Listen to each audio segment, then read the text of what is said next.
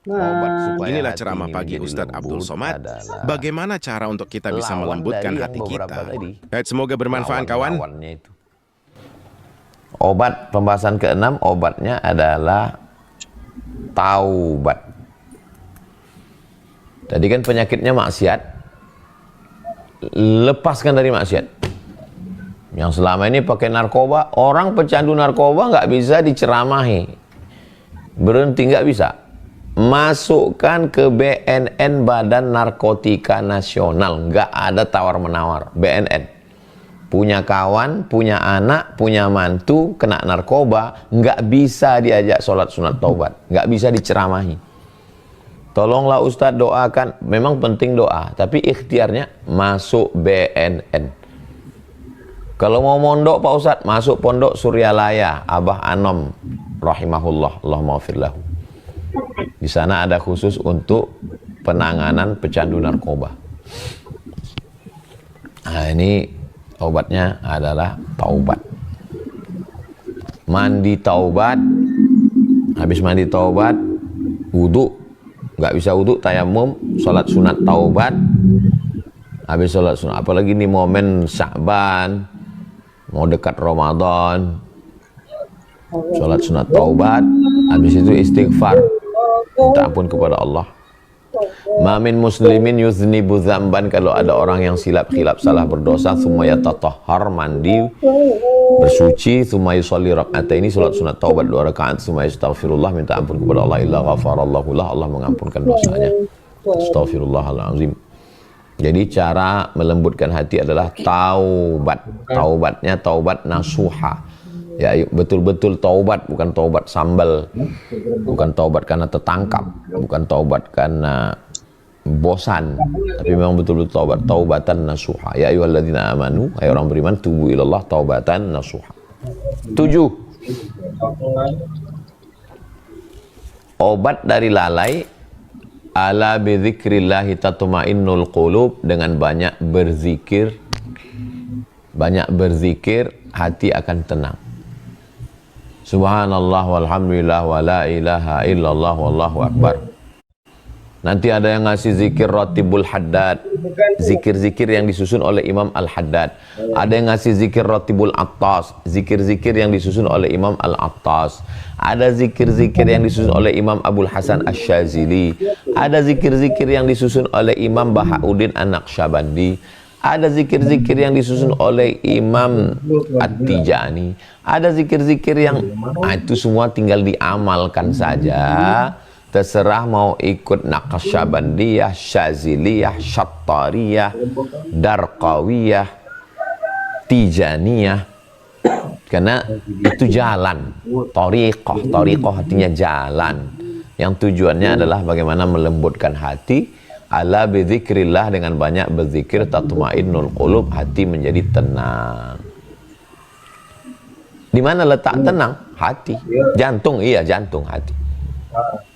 Yang mendatangkan, menurunkan ini siapa? Allah. Walladzi anzalas sakinata, Allah yang menurunkan ketenangan fi qulubil mu'minin, ke dalam hati orang, ke dalam jantung orang beriman. Itu makanya zikir itu ke jantung. La ilaha illallah, la ilaha illallah. Kalau saya zikirnya nggak gitu Pak Ustadz, ya nggak apa-apa, nggak wajib, nggak rukun, nggak syarat. La ilaha illallah, la ilaha illallah, la ilaha illallah. Bagus, nggak salah. Maka poin yang ketujuh adalah zikir. Jumlah zikir berapa? Ya ayyuhalladzina amanu, hai orang beriman, uzkurullah, berzikirlah, zikran katsira, berzikir sebanyak-banyaknya. Nggak ada hitungan.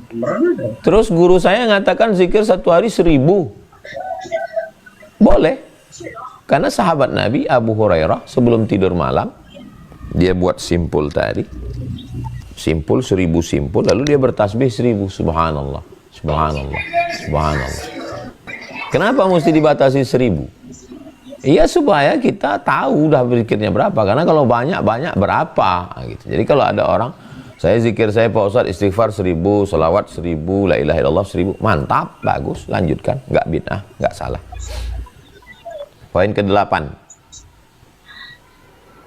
untuk melembutkan hati.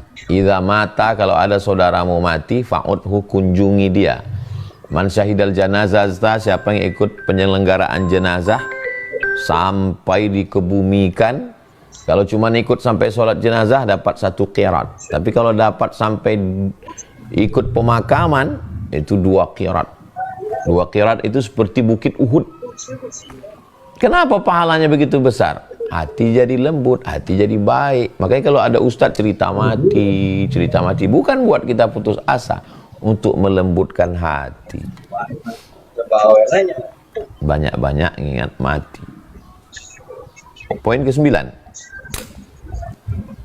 Datang seorang mengadu ke Nabi, hatinya keras. Kata Nabi, at'imil masakin, kasih makan orang miskin. Wamsah ra'sal yatim, usap kepala anak yatim. Bawakan beras, nasi bungkus ke panti jompo anak yatim, makan sama dia. Beli nasi bungkus, jangan bawa wartawan, jangan bawa kameramen, berdua makan sama dia. Melembutkan hati. Usap kepala anak yatim, melembutkan hati. At'imil masakin wamsah ra'sal yatim. Poin ke-10. Doa. Ya Allah, bersihkan hatiku ya Allah, lembutkan hatiku. Ya Latif, ya Latif, ya Latif. Latif, engkau maha lembut. Zikir ya Latif, ya Latif, ya Latif, ya Latif. Engkau maha lembut, lembutkan hatiku, lembutkan hatiku, lembutkan hatiku, lembutkan hatiku. Lembutkan hatiku ya Allah. Poin terakhir yang ke-11.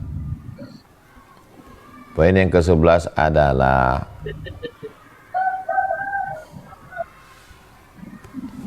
ujian-ujian yang datang ke kita, jangan suuzon sama Allah.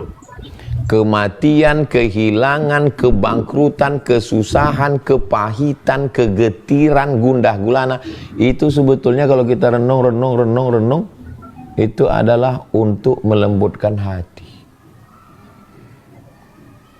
Raja, orang kaya, anak sakit, istri meninggal, pejabat, itu sebetulnya mereka itu kalau terus bisa keras hatinya.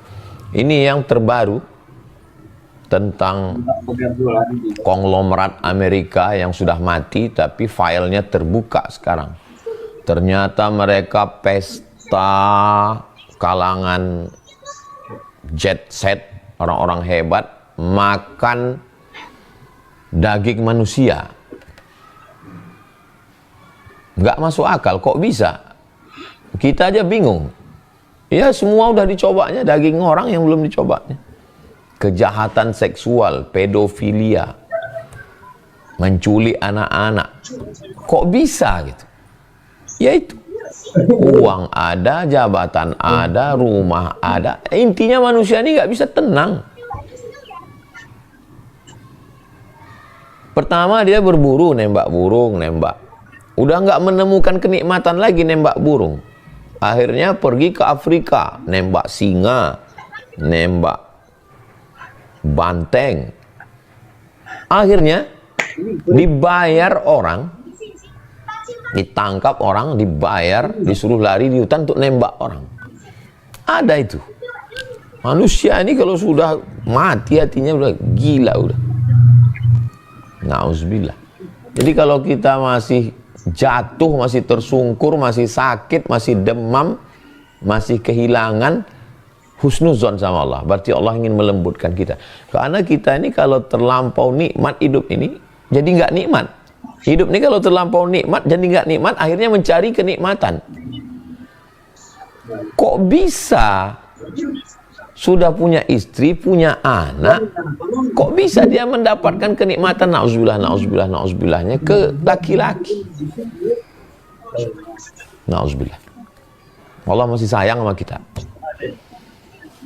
Itulah pembahasan kita tentang penyebab hati menjadi keras, maknanya, penyebabnya, dan obatnya.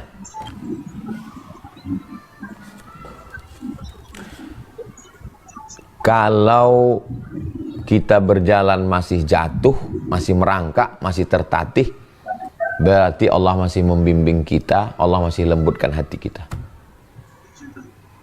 Di akhir majelis kita berdoa sama Allah. A'udzubillahi minasyaitonirrajim. Bismillahirrahmanirrahim. Ya muqallibal qulub, engkau yang membolak-balikkan hati, tsabbit qulubana, kokohkan hati kami, ala dinik dalam agamamu, wa ala ta'atik dalam ketaatan kepadamu. Allahumma tahhir qulubana, sucikan hati kami, minal hasadi dari hasad dengki busuati, wal kibriyai keangkuhan kesombongan, wal azamati merasa bangga. Ya Latif, ya Latif, ya Latif, engkau yang maha lembut, ultuf bina, bersikap lembut pada kami, lembutkan hati kami sehingga kami bisa bersikap lembut kepada hamba-hambamu, sehingga kami tidak kasar, tidak angkuh, tidak sombong. Ya dzal jalali wal ikram, engkau pemilik kemuliaan, akrimna wa la tuhinna wa atina wa la tahrimna. Ya Rabbi bil Mustafa, ya Allah berkat kemuliaan Nabi Muhammad, baligh maqasidana, sampaikan segala maksud niat kami. Waghfir lana, ampunkan dosa-dosa kami, ma madha ya wasi'al karami, engkau pemilik karunia. Allah mahdina, berikan kami hidayah, wahdi bina, berikan hidayah melalui lisan kami kepada saudara-saudara kami, waja'alna sababan liman ihtada, jadikan kami menjadi asbab turunnya hidayah. Rabbana atina fid dunya hasanah wa fil akhirati hasanah wa qina adzabannar. Wa sallallahu ala sayyidina Muhammad wa ala alihi wasallam. Walhamdulillahirabbil alamin. Terima kasih, mohon maaf